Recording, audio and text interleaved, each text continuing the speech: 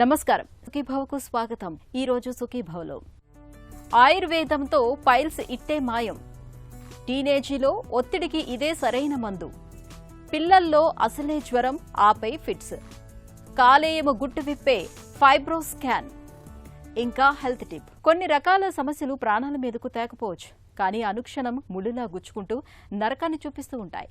Piles బాధలు అలాంటివే. పైల్స్తో బాధపడుతున్నప్పుడు స్థిమితంగా కూర్చోలేం, కుదురుగా నడవలేం. టాయిలెట్కు వెళ్లినప్పుడు ముళ్లకంపు మీద కూర్చున్నట్లుగా ఉంటుంది. ఒక పట్టాన విసర్జన కాదు, దీనికి తోడు ఆసనం నుంచి పడే రక్తం మనల్ని ఒకటే కంగారు పెట్టేస్తూ ఉంటుంది. పైల్స్ బాధల్ని బయటకు చెప్పుకోలేక, భయాలు దాచుకోలేక చాలా మంది నాటు వైద్యాలు చేసుకుంటూ లేనిపోని సమస్యల్ని కొని తెచ్చుకుంటూ ఉంటారు. నిత్య జీవితాన్ని దుర్భరంగా మార్చే పైల్స్కు కారణాలు, చికిత్స మార్గాల గురించి ఇప్పుడు తెలుసుకుందాం.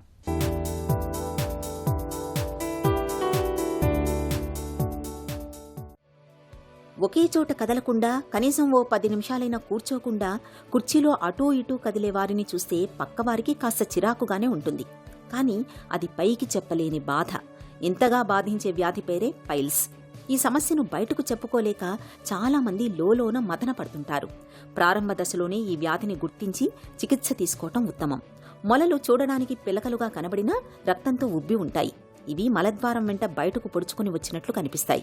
పైల్స్ బాధలను తగ్గించడానికి ఆయుర్వేదంలో చక్కటి చికిత్సలు ఉన్నాయని చెబుతారు నిపుణులు. హార్డ్ పైల్స్ అనేటువంటిది కామన్గా ఈ మధ్యలో చాలామంది పేషెంట్స్ ద్వారా వింటున్నాం.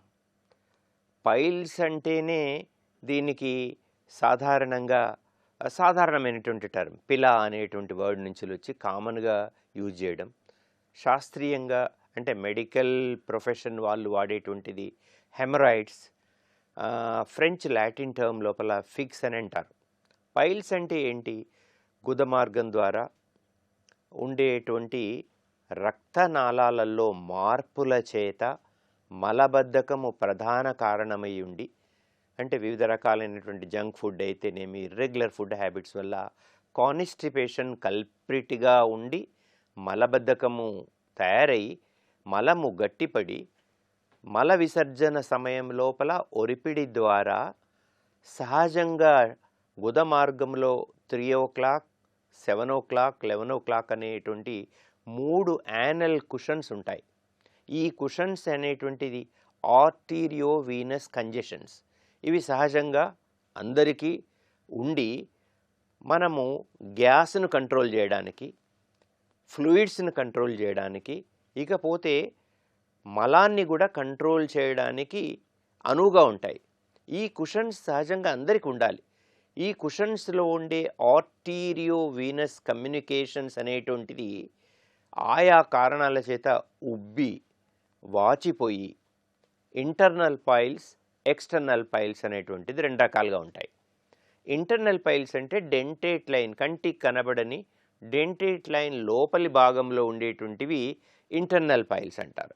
దీని లోపల 1st grade, 2nd grade, 3rd grade, 4th grade అని.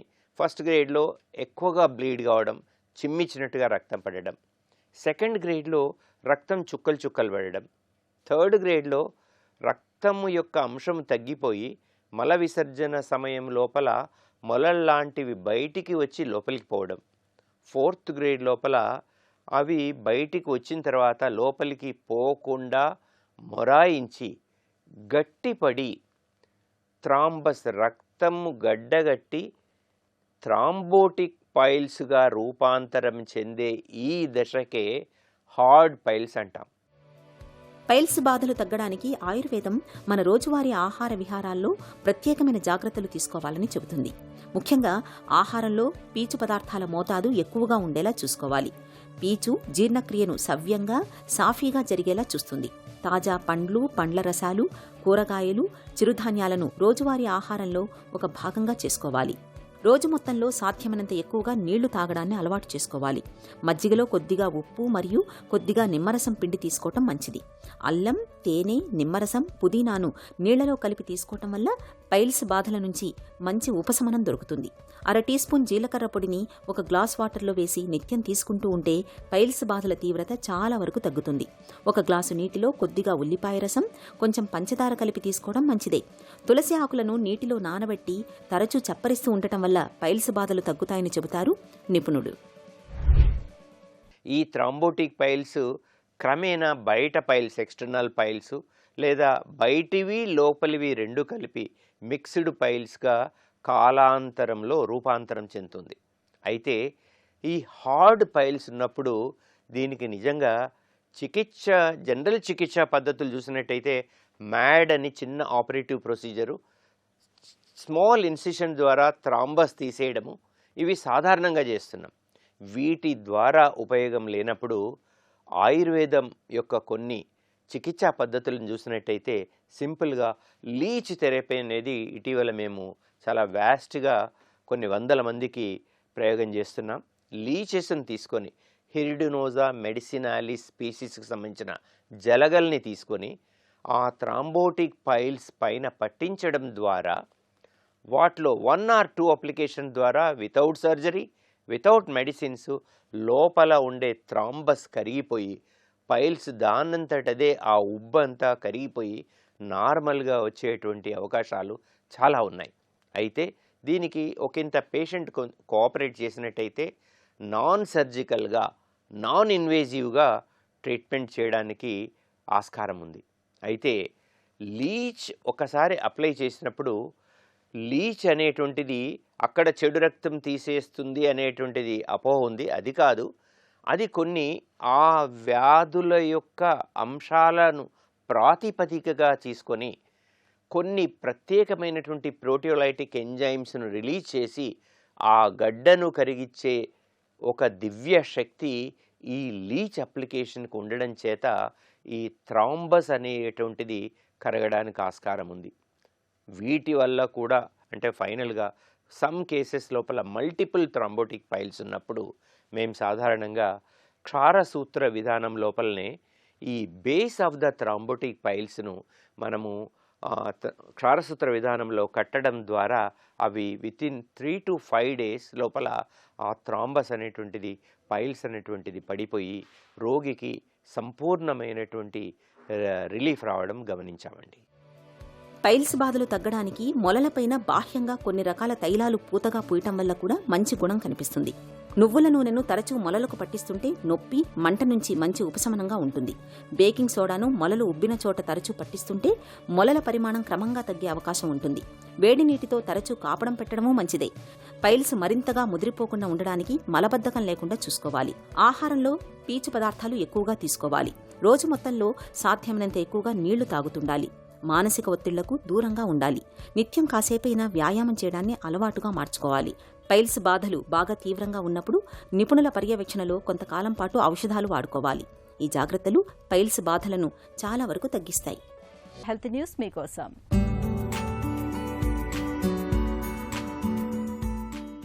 ఆధునిక జీవనంలో ఒత్తిడితో సహజీవనం అన్నది అనివార్యంగా మారుతోంది.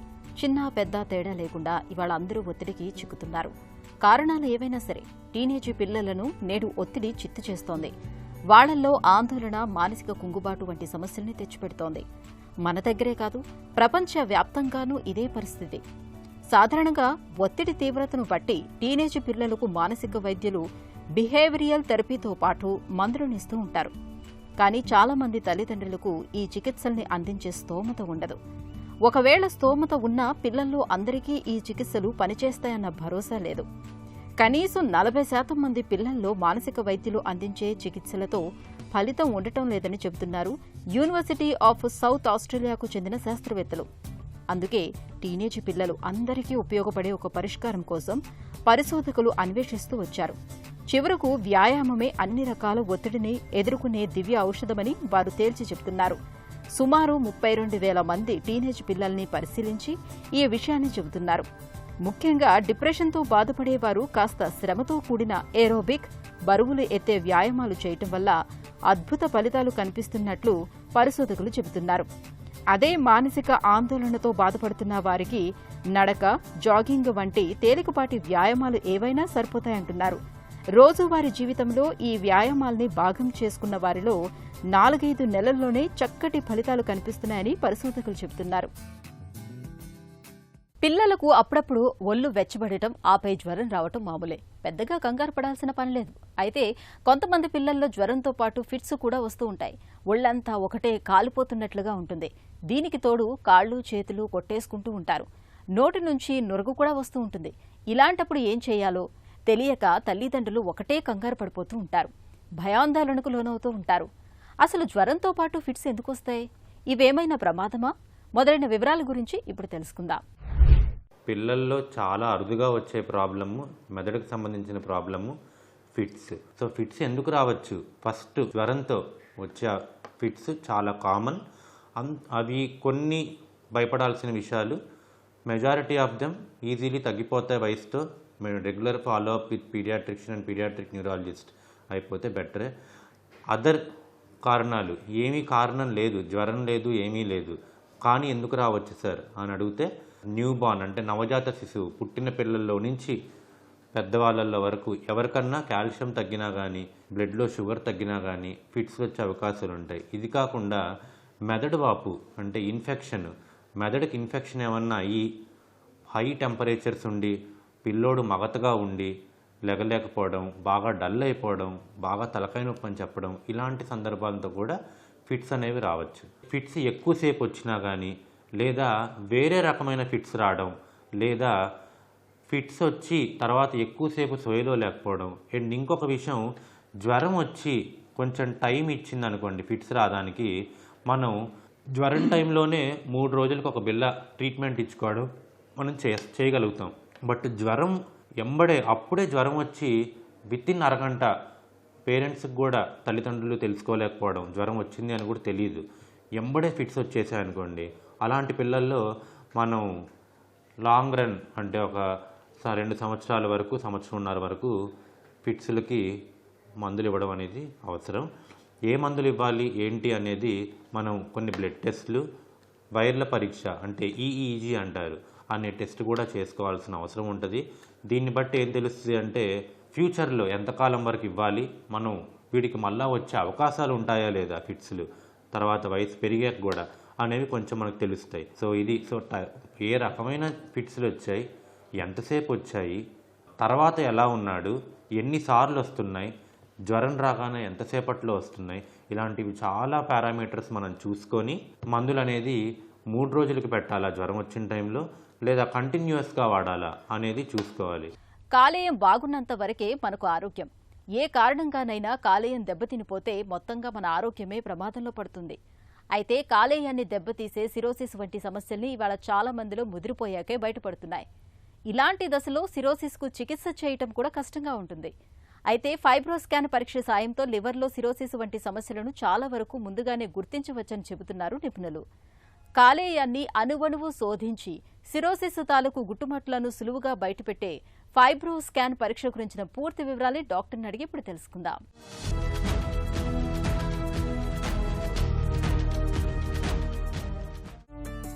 లివర్ ఫైబ్రోసిస్ అంటే ఏంటి? యూజువల్గా normal liver, fatty liver, fibrosis and cirrhosis. Fibrosis అనేది ఏంటంటే ప్రీ సిరోసిస్ స్టేజ్ అన్నమాట. అంటే సిరోసిస్కి వెళ్ళక ముందు ఉన్నటువంటి స్టేజ్నే మనం ఫైబ్రోసిస్ అంటాం. ఈ ఫైబ్రోసిస్లో కూడా స్టేజ్ 4 ఫైబ్రోసిస్ ఉంటాయి.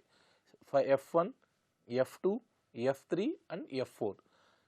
ఎప్పుడైతే పేషెంట్ని మనం ఎర్లీ స్టేజ్లో మనం కనిపెట్టామనుకోండి, ఈజీలీగా ఫైబ్రోసిస్ అనేది ఈజీగా నార్మల్ లివర్కి రివర్స్ అయిపోతుంది.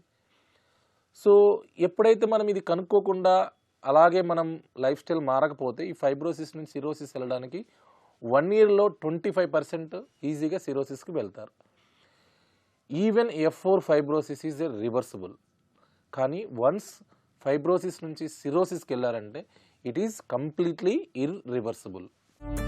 లివర్ ఫైబ్రోసిస్ను ఎలా అసెస్ చేస్తారు? ఇప్పుడున్నటువంటి మోడాలిటీస్లో మనం FibroScan, it is a new modality అనమాట. వితిన్ 1 minute మనం టెస్ట్ చేస్తే ఈజీగా మనం ఎగ్జాక్ట్ ఫైబ్రోసిస్ ఏ స్టేజ్లో ఉంటుందో మనం చెప్పగలం. కోత లేకుండా లివర్ ఫైబ్రోసిస్ను తెలుసుకోవచ్చా?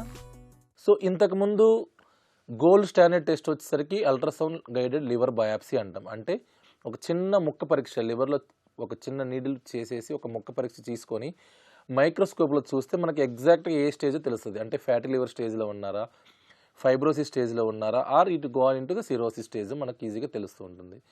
ఇప్పుడు painless, seamless, within seconds to 1 minute just like a fibro scan, it is just like a ultrasound machine. చిన్న ప్రోబు మన లివర్ దగ్గర పెట్టేసి చిన్న షాక్ వేవ్స్ ఇస్తూ ఉంటాము.